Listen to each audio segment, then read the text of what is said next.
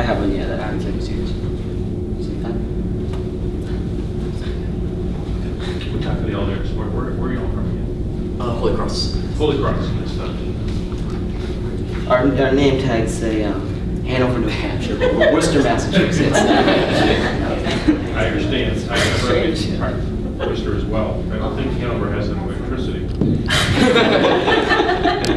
For those who are, yeah. There's an old joke about Ivy League schools, and that's what they say about Dartmouth. That, oh, you've heard it. Okay, right. Yeah. I won't bore you with it then. Okay, I'm ready when you guys are. So go ahead when you're ready, and we'll start. Okay. Thank you to the Massachusetts Hospital Board of Directors for inviting us back today. Before we get started with our ethical discussion, I'd like to reintroduce ourselves. We are Undervoice. We're a group that represents systematically oppressed people. My name is Dan Abdullah, and I studied philosophy. My name is Abigail Lynch, and I studied medicine. And I'm James Barone, back again, studying audit. So good to be back with you guys today. So now let's get into it, and let's talk first about what's at stake when we're talking about the procedure. Once again, we're talking about hospital billing procedures, and who's most detrimented by this process, who's most harmed by this process. It's the uninsured, and the effect on the uninsured is threefold. One, the people who are uninsured are afraid to go to hospitals because of the cost that they might incur going to the hospital. They're going to get a mammoth bill, and they're not ready to pay it, and so they don't trust the hospital as the medical leader and the community leader that it ought to be. The second impact is that the uninsured are, as a result, dying from conditions that result directly from their uninsured status. Tens of thousands of people annually die because they don't get enough care, don't get any care at all, or suffer from something like a preambulatory care sensitive condition where they injure themselves in a bad way, and rather than go to the hospital and risk just the cost of treating the injury, they try to treat it themselves and only therefore exacerbate the problem and make it more difficult for emergency care to properly do what they have to do. Third, even the uninsured that make it to the hospital, as I mentioned, they leave and they're not ready to deal with the bill that they get. The hospital doesn't expect to collect this money, yet the uninsured are hounded by collection agencies, asking them for this money, pestering them, and causing financial and mental stress that doesn't abide with the principle of health that a hospital ought to be adhering to. You also have this unintended consequence given the demographic information of the uninsured that our colleague talked about yesterday, that a plurality of them are young, a plurality of them are poor, and a plurality of them are Latino. By centering these effects on the uninsured, you're discriminating by extension to these already vulnerable communities. You as the governance body of Massachusetts Hospital are now aware of this issue as we brought it to you, and you've called us back because you want to change it. You see that there's a problem. And how are we going to go ahead and amend this? We're going to look at what hospitals ought to be doing. We're going to look at core values. We're going to look at the mission statements and the common language of the entire medical community across the nation to start to see how we can fix this problem. Yes. So there are core values for a hospital set in place by the American Hospital Association. And those are governance and leadership, stewardship, quality of care, and community health and benefit. A hospital is for their community and they're for their individuals. They are the leaders, and this should not be, by stewardship, this means that this should not be forced by their own self-interest. Furthermore, since they are part of the community, being part of the community means more than just being part of their organization. Of course, a hospital functions more than just themselves, and you may think they're not only for the patients. Of course, they function as employers, they function as purchasers of goods and services, and suppliers of goods and services. But according to their mission statements, such as the American Hospital Association's mission statement, which is to advance the well-being of communities and individuals, they represent organizations that are for the community and for the improvement of health. This idea of improvement in health is so central because, according to the American Hospital Association, this should be above the financial interest of the hospital. A hospital is part of the community. After a person comes with an uninsured bill, they're leaving a hospital not better off because now they're receiving a huge bill that is causing them stress upon them, is causing them to not come to hospitals. And we can see that being insured does help those individuals. The Institute of Medicine recognizes 3 mechanisms in which having insurance does help an individual because they're getting care when they're needed, they're getting regular source of that care, and they have continuity of that coverage. There's also an implication of the Hippocratic Oath. The Hippocratic Oath for a doctor is to help the well-being of the patient. Here's a scenario, for instance.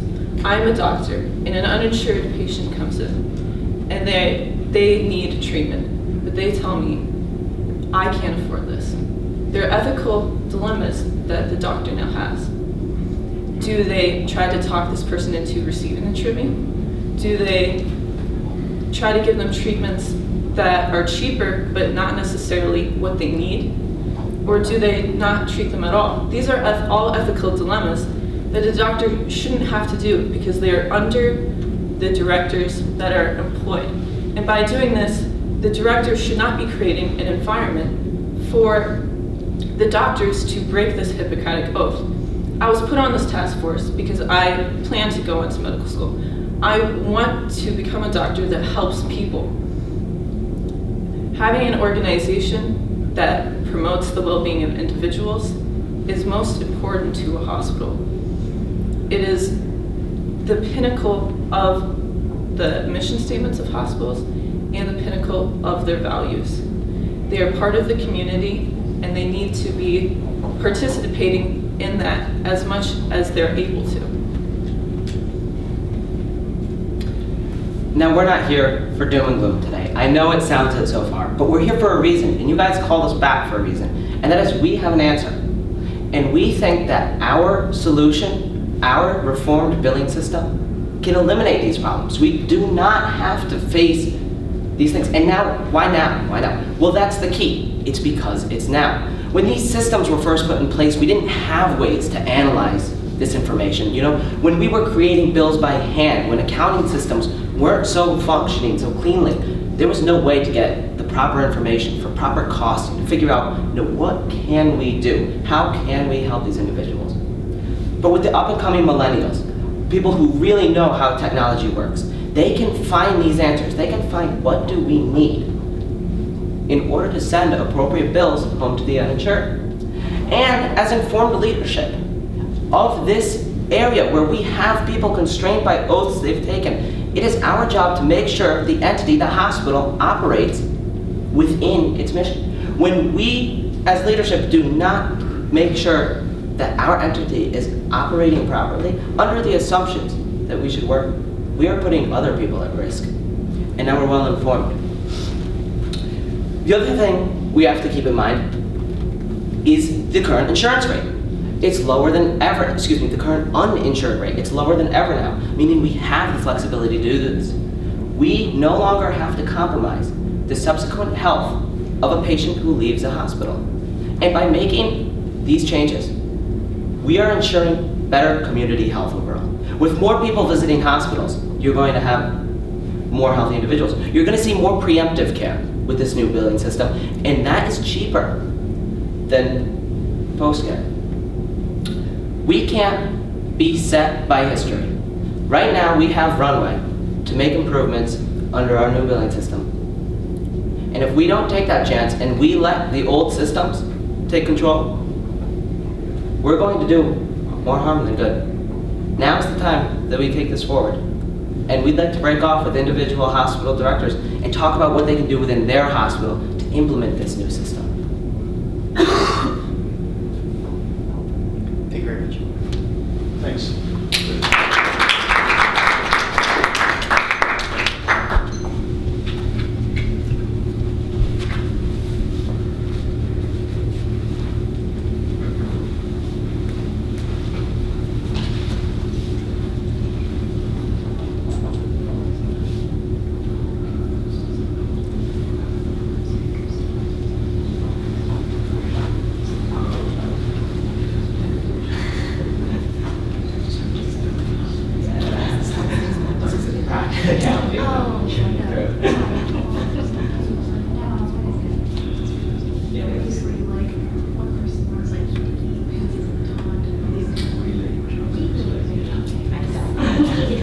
It's a quick way to like bring in stuff.